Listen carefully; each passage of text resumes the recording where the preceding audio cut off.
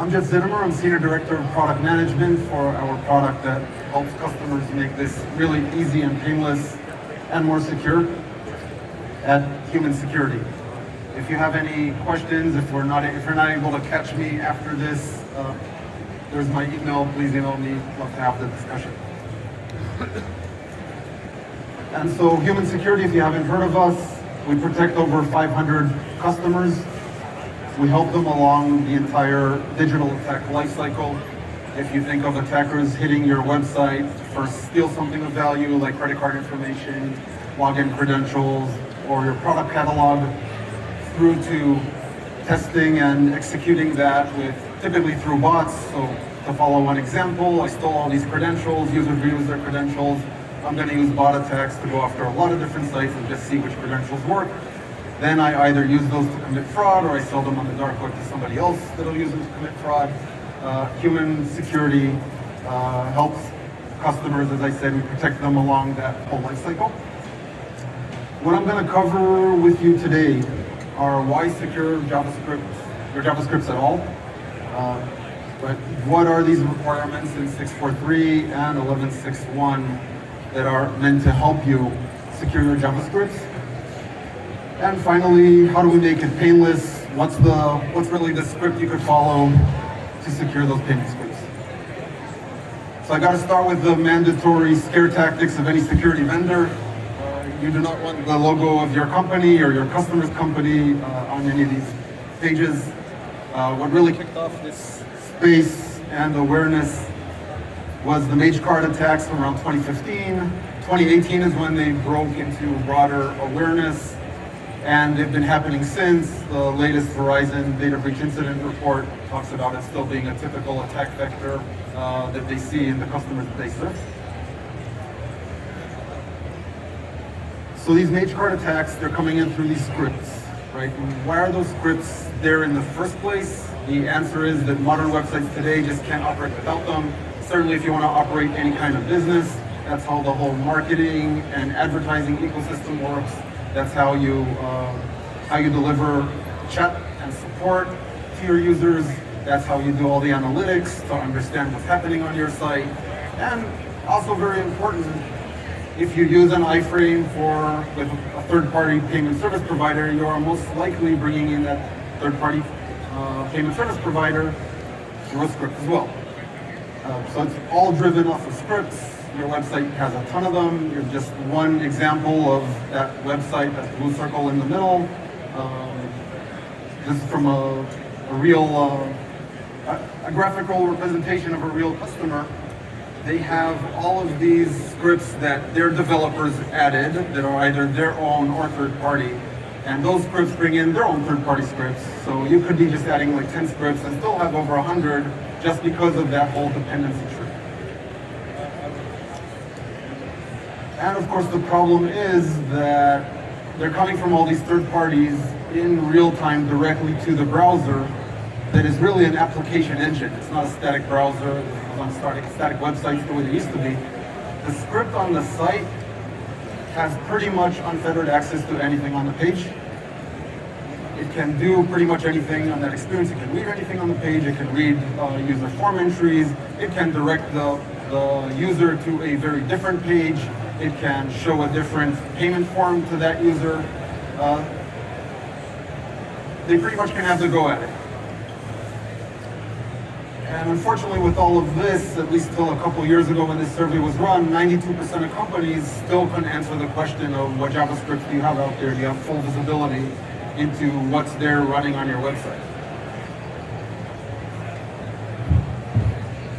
And so this is where PCI came in, right? We're still seeing credit card information getting stolen, but on the other hand, we're still seeing that merchants aren't really taking care of it. It's still a blind spot, and so that's why once they put it in PCI DSS 4.0, of course they get everybody's attention.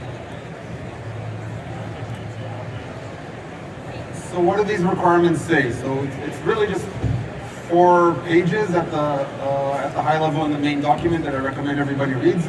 But if I were to summarize them in a nutshell, it's a know what you have, so it's maintain an inventory with written justification as to why everything's there, and I purposely started with that third bullet. And everything on there needs to be authorized, and you need to assure its integrity. That's 643. 1161 is, okay, on an ongoing basis, you need to look for signs that anything has changed, been tampered with, any of your security controls have been changed. Security headers primarily as a common security control or even a way to affect some attacks. You need to also be monitoring those and checking if they change. They say at least once a week or some other timeline if you can justify it. Now everyone here is probably familiar with this timeline, the PCI DSS 4.0. So as we know, end of March 2024, PCI DSS 4.0 goes live, but you still get that 12-month grace period until end of March 2025 for the 50-something additional technical requirements, of which these are 2. So that's March 2025.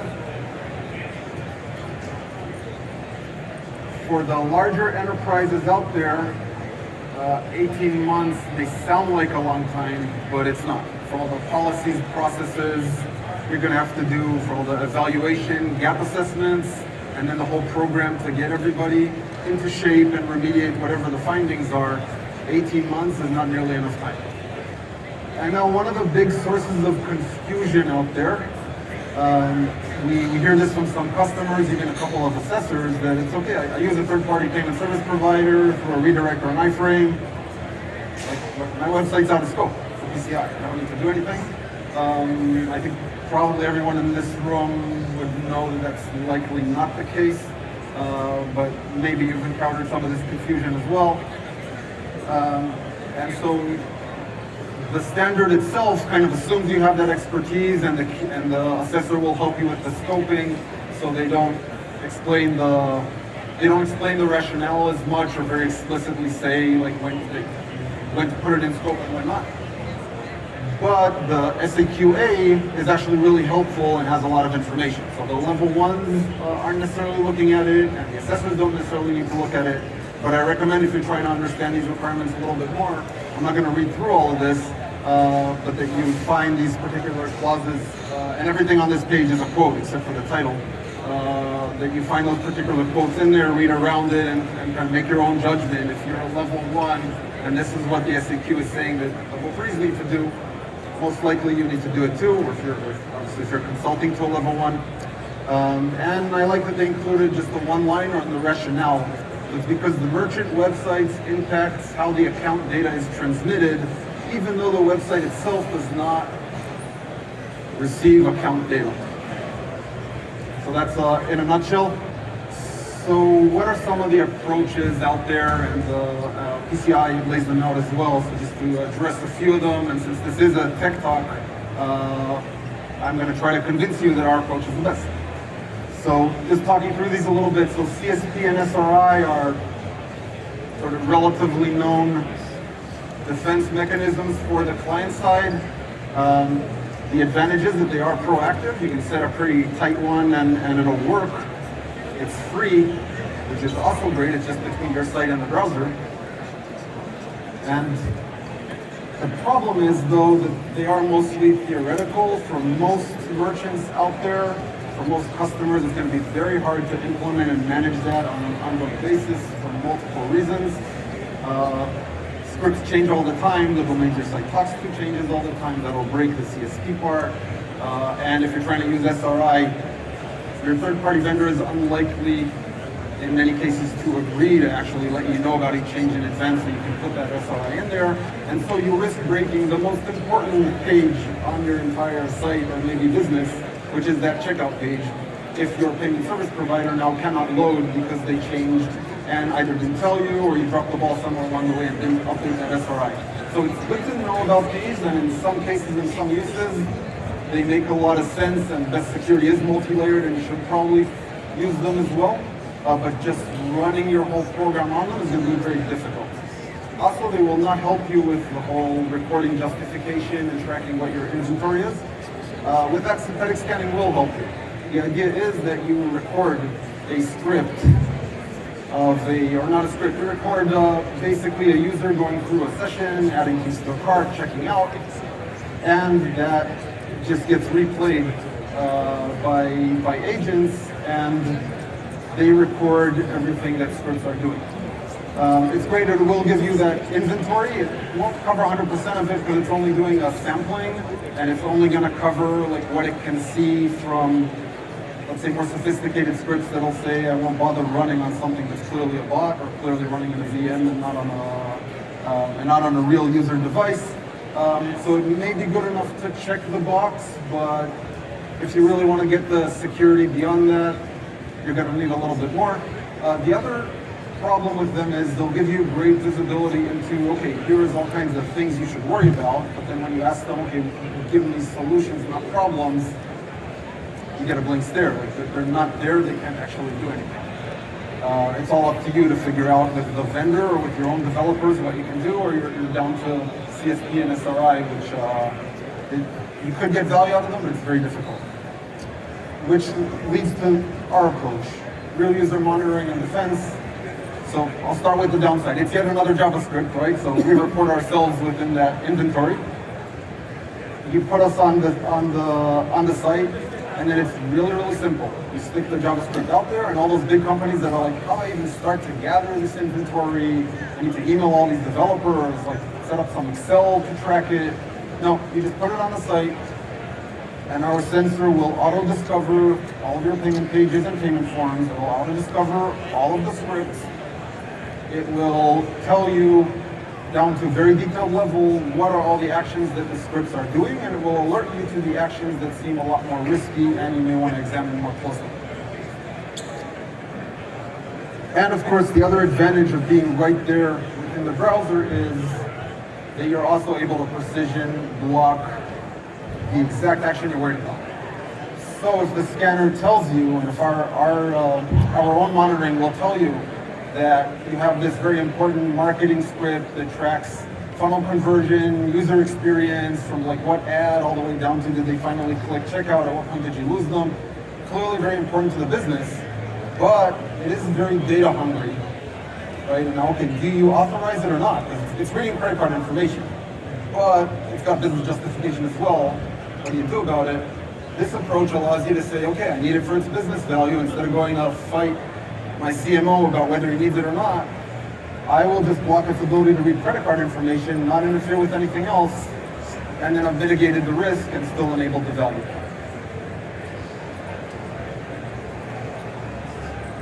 So going now into the sales pitch. So our approach is the simplest. Stick that JavaScript out there on your site, and you just sit back, watch your inventory populate, and have all of the knobs that you need to reach and demonstrate your compliance. It's the most secure approach, the hardest to bypass because it's there on every user session.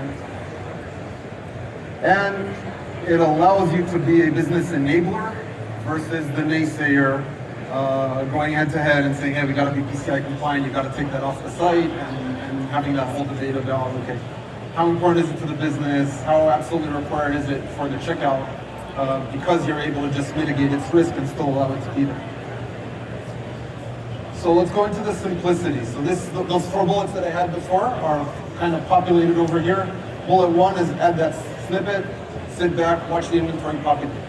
Bullet 2, now you got the inventory there, you have the information you need to be able to justify and authorize each script on there, and we will show you your progress towards getting all of that done. And lastly, you need to monitor for changes in headers, and of course changes in the scripts themselves. And we also do that for you out of the box. So going into those steps, so step 1A, so this amounts to, in the end, a single line of code with a lot of comments.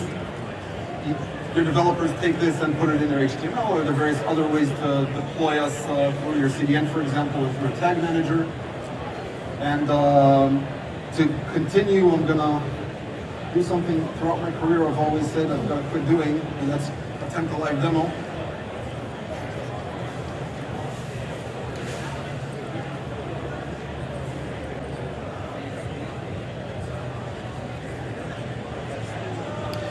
All right, here we are. So We've been in this for at least 5 years. We have a very rich and capable security solution, but what I'll focus with you now is on the compliance piece down below, and for customers that are really only interested in compliance, we'll soon be launching the ability with just what you see down here. Going into these, and this is probably not large enough. Let me zoom in. Basically, this is your inventory.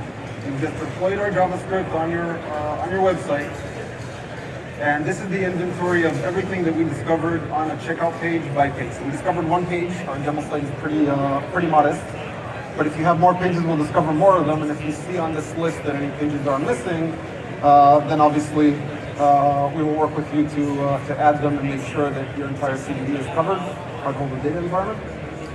And when you expand that, then here's literally per payment page that I have. Here are all the scripts that I've now discovered.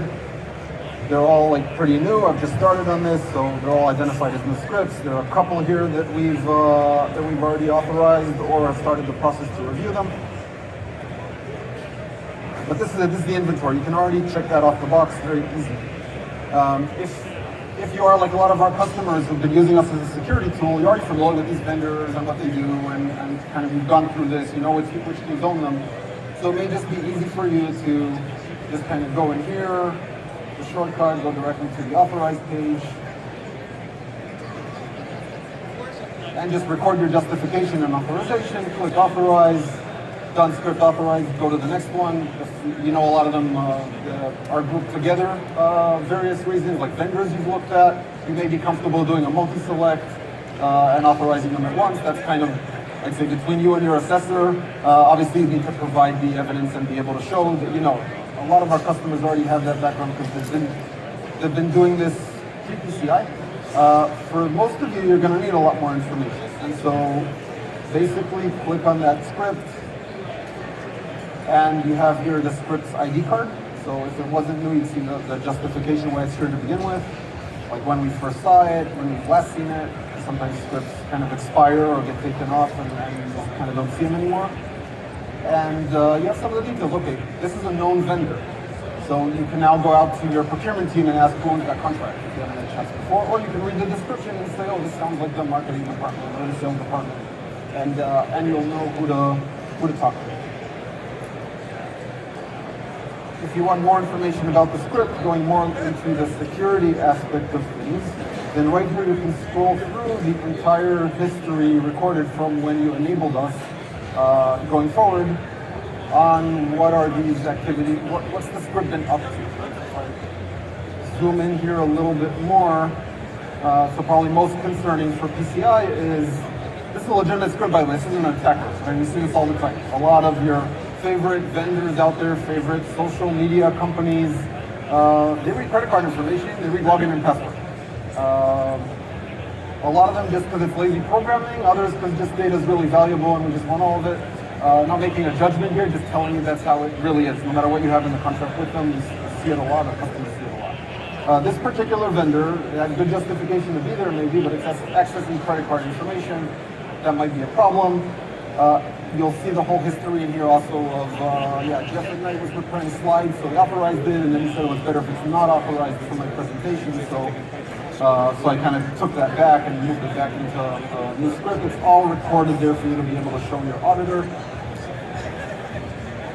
And now you have all the information that you hopefully need to be able to go in again and have whatever internal discussions you need with the marketing team in this case, record the justification, record why you're authorizing it, or if maybe you had that discussion and said, hey, we need this vendor throughout our site, but we can't live with it not being on our checkout page, then you also have the option in here to basically say, okay, I've reviewed this and it should be removed.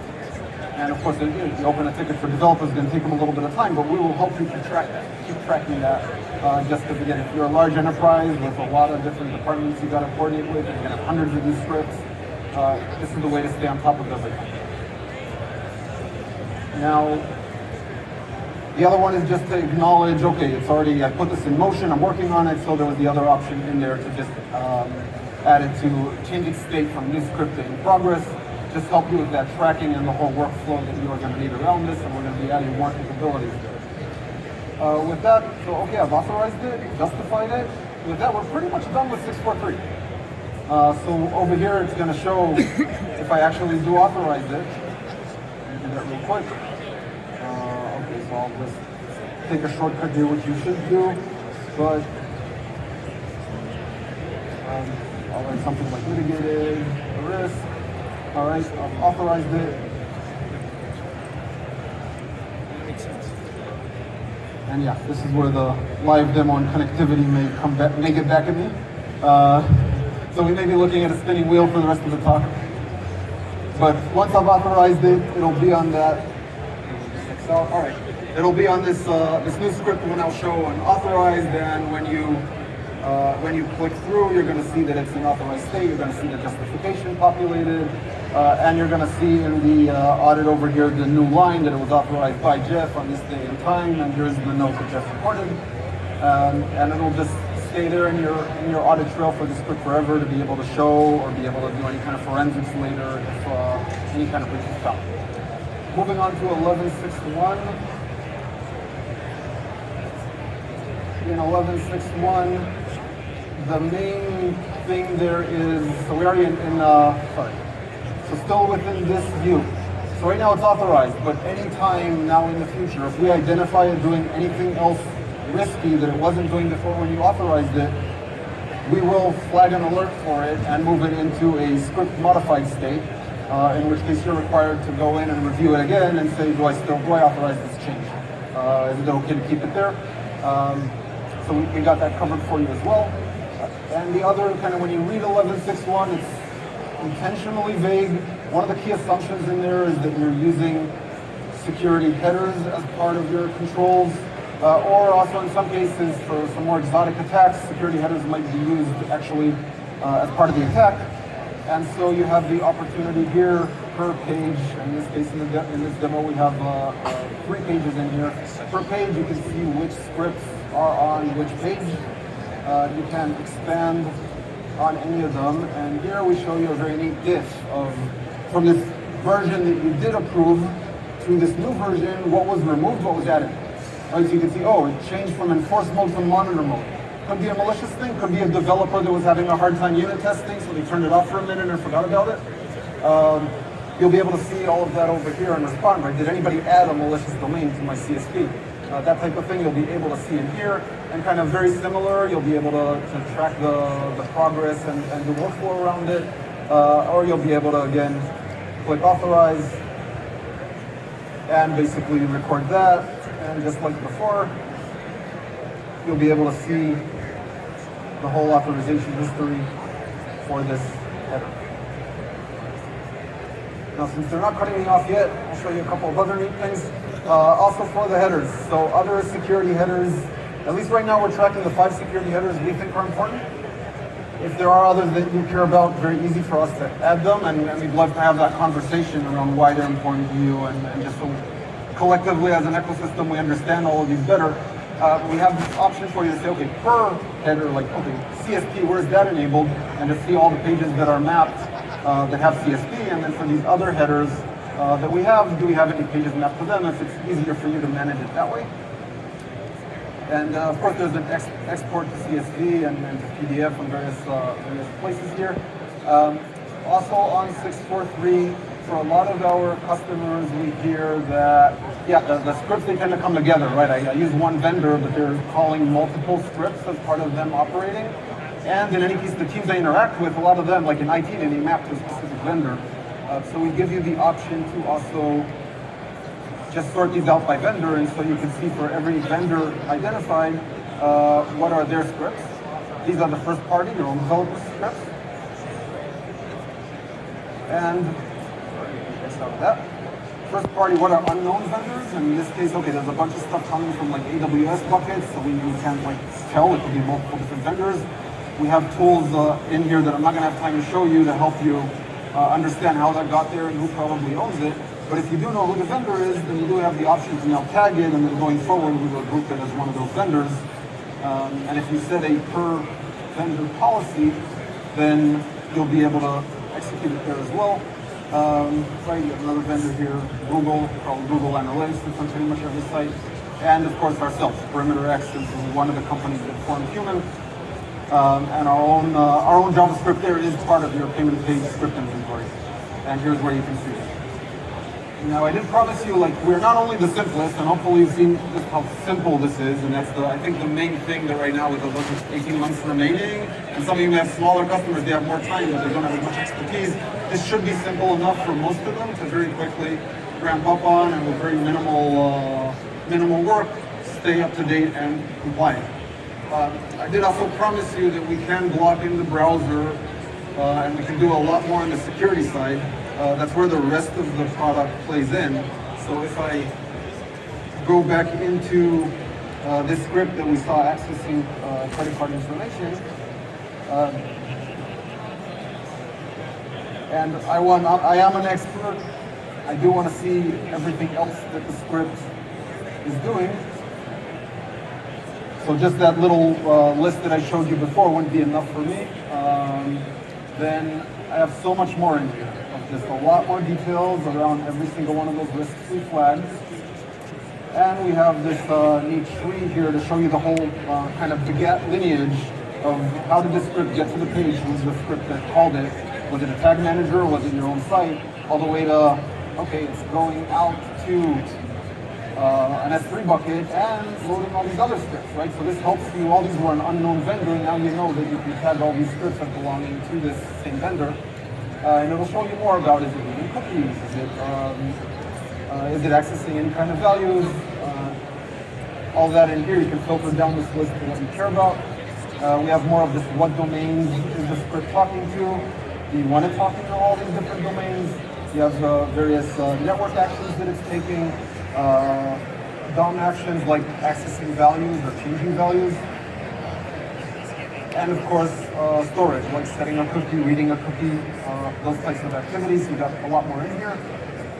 And if you actually want to say, all right, this script's got to be here, but I'm not comfortable with the risk and it reading credit card information, I can find that incident within here, and I can add it to the deny list. So I'm basically blocking this incident. You will not see it anymore on this alerts list whenever you look at the script again. Instead, you will see that it is something that there's a block there. And like henceforth going forward, the script will operate normally. You don't need to block the entire domain of that vendor. You don't need to block that entire script from loading. Everything's good. Your CMO needs it. You can keep them happy. You're just going to shut down the few things that you know that script doesn't actually need and that you really don't want it to have because you don't want that exposure. But wait, there's more. To really unleash your business, what you're going to want to do is set up policy rules proactively and say, enough of this nonsense, this whole Wild West going on the client side. Nobody should be reading credit card information unless they really, really have to and they talk to me first. And so what I can do is go in here and just basically create another rule. And I'm going to say, like, okay, no one touches credit cards.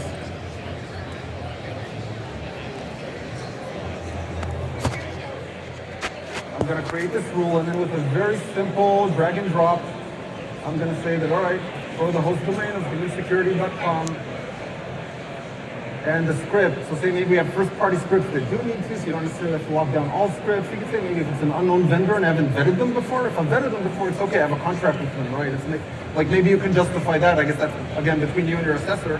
But if it's an unknown vendor, then I really need to look at it before I can access anything. So let's say if it's an unknown vendor, and the script action is, say it's doing a value access to credit card, terrific. Then by default, I'll go to the actions here. Block it.